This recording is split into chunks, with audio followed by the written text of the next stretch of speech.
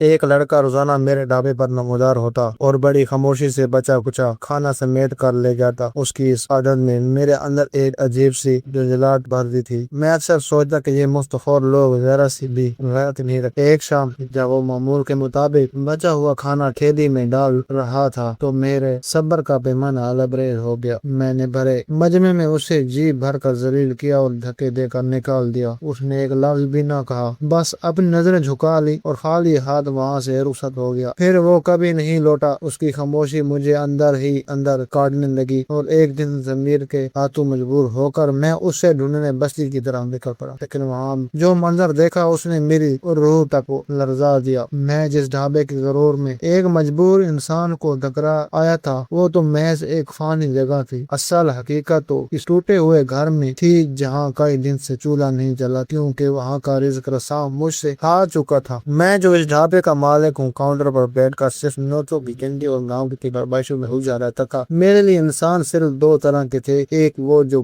جیب بھر کر آتے اور میرے کاروبار کو فائدہ پہنچاتے اور دوسرے وہ جو مفت پوری کی تلاش پاترے تھے۔ کچھ مہینوں سے میرا سامنا ایک جیب سے لڑکے سے ہو رہا تھا۔ وہ روزانہ رات کے آخری پہر جب رونق کچھ کم ہونے لگتی ایک کونے میں نمودار ہوتا۔ اس کا حلیہ کسی عام بھکاری سے جیسا نہیں تھا، لیکن اس کے میلے کپڑے اور دھنسی ہوئی آنکھیں اس کی مفلسی کی گواہی دیتی تھی۔ وہ کسی سے کچھ مانگتا نہیں، بس خاموش سے اس جگہ پر کھڑا ہو جاتا جہاں ہم گاہکوں کا بچا ہوا کھانا ایک بڑے برتن میں جمع کر دیتے تاکہ بعد میں ضائع کیا جا سکے، جو آوارہ کتوں اور بلیوں کی خوراک بنتا تھا۔ پچھلے کچھ دن سے وہ لڑکا بڑی عاجزی سے وہ بچا ہوا کھانا سمیٹتا، کبھی کسی پلیٹ میں چھوڑی ہوئی روٹی، کبھی تندور کی روٹی کے سخت ٹکڑے اور کبھی دال کا بچا ہوا پانی۔ وہ سب کچھ بڑے جتن سے اپنے تھیلے میں بھر دیتا۔ شروع میں مجھے لگا کہ شاید یہ کوئی آوارہ لڑکا ہے جو یہ کھانا کسی جانور کو ڈالتا ہوگا یا اپنے پالتو جانوروں کو کھلاتا ہوگا، لیکن اب اس کا روز روٹین بن چکا تھا۔ ایک رات گرمی بہت زیادہ تھی اور میرا مزاج لی بوجھل تھا۔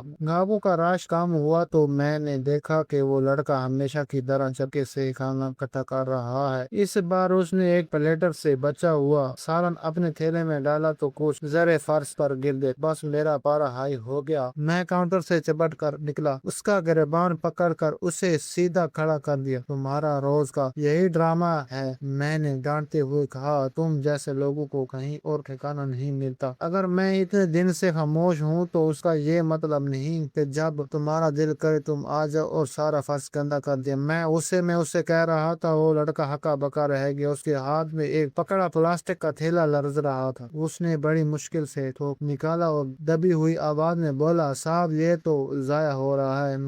میں نے اس کی بات کاٹ دی۔ تم جیسے تندرست جوان اگر محنت کرو تو پتھر توڑ کر بھی کما سکتے ہو، لیکن تم لوگوں کو مفت کی عادت پڑ گئی۔ یہ بچا ہوا کھانا کھا کر تم اپنی غیرت پیش کر رہے ہو یا دوسروں کو تنگ کر رہے ہو۔ آج کے بعد اگر تمہارا سایہ بھی میرے ڈھابے پر بڑا کو پولیس کے حوالے کر دوں گا۔ میں نے اسے زور سے دھکا دیا جس کی وجہ سے اس کے ہاتھ سے کھانے سے بھرا ہوا تھیلا چھوٹ کر فرش پر گر گیا اور سارا کھانا گلنے میں مل گیا۔ وہ چند لمحے خاموشی سے اس گرے ہوئے کھانے کو دیکھتا رہا، جیسے اس کی معاش حیات لٹک رہی کی آنکھوں میں نہ غصہ تھا نہ کوئی احتجاج، بس ایک ایسی بے بسی تھی جو پتھر دل کو پگھلا دے۔ لیکن اس وقت میری انا مجھ پر حاوی تھی۔ اس نے اپنی گردن جھکائی، خالی تھیلا اٹھایا اور چلا گیا۔ میں ابھی اس لڑکے کو ذلیل کر کے ہٹا ہی تھا کہ میرے ڈھابے کے ایک پرانے اور باعزت گاہک بابا رحیم، جو برسوں سے وہیں ایک کونے میں بیٹھ کر چائے پیتے تھے، اپنی کلسی سے اٹھے اور دھیرے دھیرے چلتے ہوئے میرے قریب آئے۔ ان کے چہرے پر ایک عجیب سی سنجیدگی تھی اور دکھ تھا،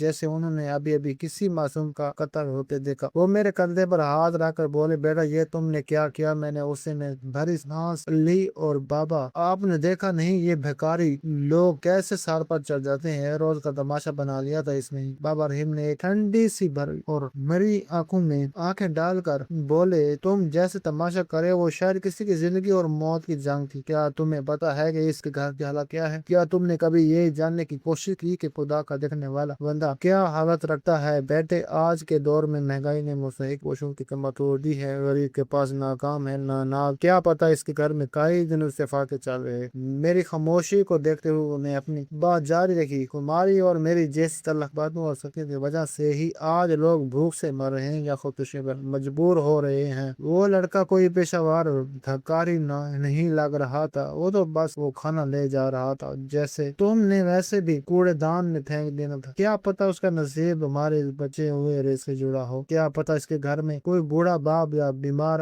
ماں اس کے لوٹنے کا انتظار کر رہی ہو کہ آج وہ کچھ لائے گا تو پیٹ بھرے۔ پاپا شیخ کی باتیں میرے کانوں میں ہتھوڑوں کی طرح لگ رہی تھی۔ بیٹے یاد رکھو، رزق دینے والا اللہ تعالیٰ ہے، ہم تو بس ایک وسیلہ ہیں۔ اگر اللہ تعالیٰ نے ہمیں دینے والا ہاتھ بنا دیا تو اسے جکڑنے کے لیے استعمال نہ کرو۔ آج تم نے اسے بے عزت کر کے اس کے گھر کا لال قتل کر دیا۔ اس کی باتوں نے میرے اندر ایک طوفان برپا کر دیا۔ مجھے اپنی انا، اپنا غصہ اور اپنا بلند و بالا لہجہ اب زہر کی طرح کڑوا لگنے لگا۔ میں نے اندھیری گلی کی طرف دیکھا جہاں وہ لڑکا غائب ہوا تھا، مگر اب وہاں سوائے خاموشی کو کچھ نہیں تھا۔ اگلے کئی دن میں ٹھیک سے سو نہ سکا۔ جب بھی ڈھابے پر موجود قضا ہوتی، مجھے بابا رحیم کے الفاظ یاد آتے: تمہاری سختیوں کی وجہ سے لوگ غصے سے مارے ہیں، مجھ سے اب رہا نہ گیا اور میں نے فیصلہ کیا کہ میں اسے ڈھونڈ کر نکالوں گا، کیونکہ میں دل کا برا نہیں تھا، بس غصے کا دیس تھا اور اپنے غصے کی وجہ سے شرمندہ تھا۔ لیکن میرے دل کی کسی گوشے میں ایک عجیب سی ویرانی چھا گئی۔ جب بھی رات کو کھانا پکتا اور اسے کچرے میں پھینکتا جاتا تھا، مجھے اس لڑکے کے رلاتے ہوئے ہاتھ یاد آتے۔ ایک ہفتہ گزر گیا لیکن وہ واپس آیا۔ ایک رات جب میں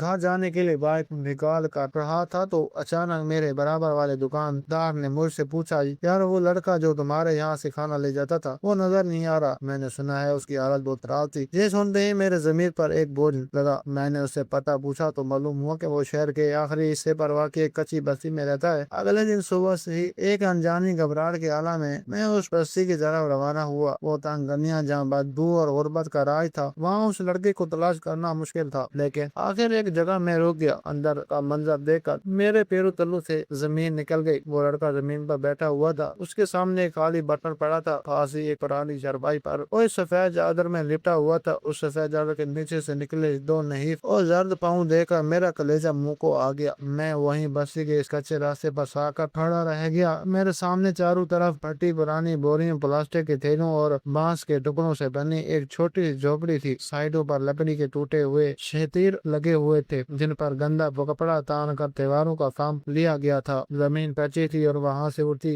بدبو سانس لینا مشکل کر رہی تھی۔ وہ لڑکا اس جھوپڑی کے باہر تپتی دھول پر بیٹھا تھا اور اس کے سامنے ایک خالی پلاسٹک کا کٹورا پڑا تھا، پاس میں ایک ٹوٹے ہوئے پائپ والی پوشیدہ چارپائی پر کوئی سفید چادر میں لپٹا ہوا تھا۔ جھوپڑی کی چھت پر پڑی پرانی ٹین کی چادر دھوپ میں تپ رہی تھی، مگر اندر موجود اس مجوع کی تپش اب ختم ہو چکی تھی۔ وہ لڑکا اپنی دونوں ہتھیلیوں میں اپنا چہرہ چھپائے بے آواز رو رہا تھا۔ میرے قدموں کی چاپ سن کر اس نے سر اٹھایا۔ اس کی آنکھیں سرخ تھیں اور چہرہ نکاح سے پیلا پڑ چکا تھا۔ مجھے دیکھتے ہی وہ تھر تھر کانپنے لگا۔ اسے لگا کہ میں یہاں بھی اس سے ڈانٹنے آیا ہوں۔ صاحب آپ تو میں نہیں آیا آپ کے پاس، اب یہاں کیوں آئے ہیں؟ اس کی آواز میں ایسی شکستگی تھی کہ مجھے لگا آسمان مجھ پر گر پڑے گا۔ میں نے کانپتی آواز میں پوچھا: یہ کون ہے؟ اس نے اس ٹوٹی ہوئی چارپائی کی طرف دیکھا اور ایک ایسی آہ بھری جو صدیوں کا غم سمیٹے ہوئے تھی: یہ میری ایک چھوٹی بہن تھی صاحب، سے بھوک لگتی تو مٹی کھا لیتی تھی، جس سے اس کا پیٹ پھول گیا تھا۔ ڈاکٹر نے کہا تھا کہ اسے اچھا نرم کھانا کھلاؤ۔ میں دن بھر مزدوری ڈھونڈتا، کہیں کام نہ ملتا تو رات کو آپ کے ڈھابے سے بچا ہوا سالن اور نرم روٹی کو لاتا تھا تاکہ اسے دو لقمے کھلا سکوں۔ وہ تھوڑی دیر خاموش رہا، پھر زمین کی اس مٹی کو کریدنے لگا جہاں بھوک نے ڈیر ڈال رکھے تھے۔ اس دن جب آپ نے کھانا گرا دیا، میں خالی ہاتھ اس جھونپڑی میں آیا۔ یہ بھوک سے تڑپ رہی تھی۔ وہ مجھ سے پوچھنے لگی کہ بھیا کھانا لائے؟ میں نے اسے پانی پلا کر سلا دیا، مگر وہ ایسی سوئی کہ پھر نہیں جاگی، بے ہوشی میں چلی گئی۔ میرے ہاتھ سے کھانے کے پیکٹ ٹوٹ کر اسی گندی زمین پر گر گئے۔ وہی رزق جس کا میں غرور کرتا تھا آج اس جھونپڑی کی خاک کے برابر بھی نہیں تھا۔ میں نے تڑپ کر معافی مانگنی چاہی، لیکن اس نے بڑی خاموشی سے اس میلی چادر کو بہن کے چہرے پر درست کر دیا اور بولا: رزق تو اللہ تعالیٰ دیتا ہے صاحب، انسان تو بس اسے چپٹنے کا ہنر جانتا ہے۔ میں اس دن اپنے ڈھابے کا مالک بن کر وہاں گیا تھا، لیکن اس کچی بستی کی مٹی نے میری انا کو ہمیشہ کے لیے دفن کر دیا۔ اس دن میں نے زندگی کا وہ سب سے بڑا سبق سیکھا تھا جس نے میری روح کی کیفیت پلٹ دی۔ میں نے اس لڑکے کا ہاتھ تھاما اور اسے اپنے سارے ڈھابے پر لے آیا۔ آج وہی لڑکا میرے ڈھابے کا سب سے معتبر حصہ ہے۔ میں نے نہ صرف اسے باعزت روزگار دیا بلکہ اس کی تعلیم اور مکمل کفالت کا ذمہ بھی اپنے ساتھ لے لیا۔ اس دن میں نے زندگی کا وہ سبق بڑا سیکھ کر نکلا تھا جس نے میرے روح کو جھنجھوڑ کر رکھ دیا تھا۔ میں نے اس واقعے کے بعد اپنے ڈھابے پر ایک ہنر غریبوں کے نام سے منسوب کر دیا جہاں بچا ہوا کھانا نہیں بلکہ تازہ اور گرم کھانا ہر صورت میں ضرورت مند کے لیے وقت دستیاب ہوتا تھا۔ لیکن میرے میری یہ تلافی اس معصوم کو واپس نہیں لا سکتی تھی۔ اب عالم یہ ہے کہ جب میں بھی اپنے سامنے لذیذ کھانے دیتا ہوں یا خود لقمہ توڑتا ہوں تو میری نظروں کے سامنے چھوٹی سی بچی کا وہ زرد چہرہ اور وہ کچی بستی کی مٹی یاد جانتی، وہ جس سے وہ بھوک مٹانے کے لیے کھایا کرتی تھی، وہ ندامت، وہ قصہ آج بھی میرے سینے میں ایک بوجھ بن کر پڑی ہے۔ میں نے لوگوں کو کھانا کھلانا تو شروع کر دیا مگر اپنی زندگی کے سب سے بڑے گناہ کا داغ نہیں دھو سکا۔ آج جب کوئی ضرورت مند